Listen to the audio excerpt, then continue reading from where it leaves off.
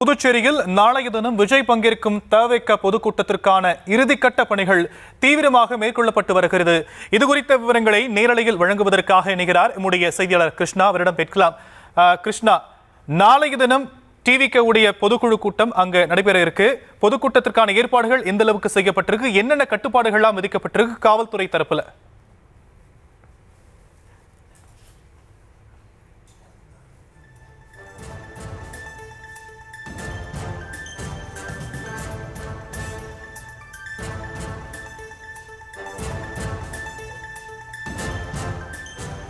நாளைய தினம் புதுச்சேரி உப்பளம் ஹெலிபேட் மைதானத்தில் தமிழக வெற்றி கழகத்தின் மக்கள் சந்திப்பு கூட்டம் நடைபெற இருக்கிறது. இதற்காக காவல்துறை அனுமதி வழங்கியிருக்கக்கூடிய நிலையில் 5000 பேர் பங்கேற்க அனுமதி வழங்கப்பட்டிருக்கிறது. தமிழகத்திலிருந்து எவரும் கலந்து கொள்ள அனுமதி இல்லை எனவும், குழந்தைகள்,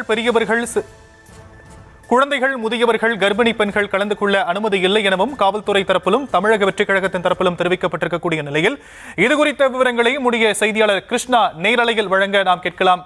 கிருஷ்ணா, நாளைய தினம் இந்த மக்கள் சந்திப்புக்கான ஏற்பாடுகள் அங்கு செய்யப்பட்டிருக்கக்கூடிய நிலையில ஏற்பாடுகள் இறுதி கட்டத்தை எட்டியிருப்பதா சொல்லப்பட்டிருக்கு. காவல்துறை தரப்புல என்னென்ன கட்டுப்பாடுகள்லாம் விதித்திருக்கிறாங்க அங்க?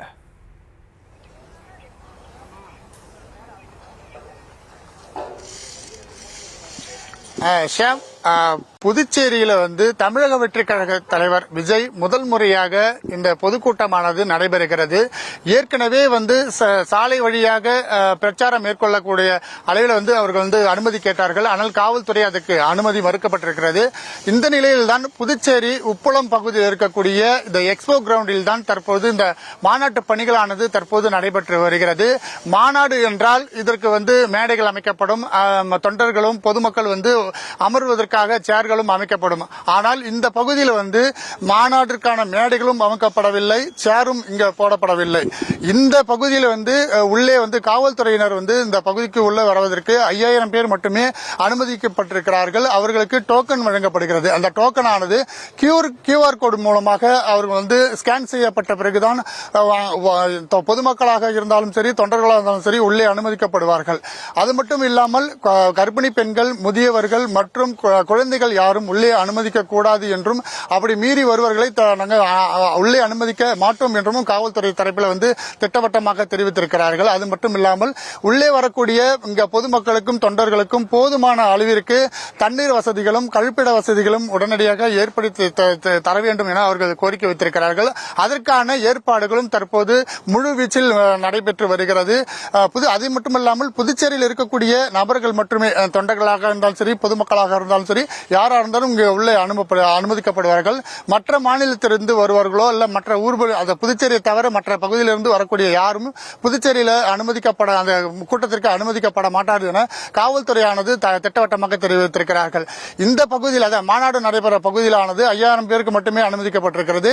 அதுவும் அது 10 பிரிவுகளாக பிரிக்கப்பட்டிருக்கிறது. அது கேபின்களாக பிரிக்கப்பட்டிருக்கிறது. அது ஒவ்வொரு கேபினுக்கும் 500 பேர் என்ற விதத்தில் இந்த பகுதியானது பிரிக்கப்பட்டு அது முழு வீச்சிலானது நடைபெற்றிருக்கிறது. ஏற்கனவே புதுச்சேரியில சாலை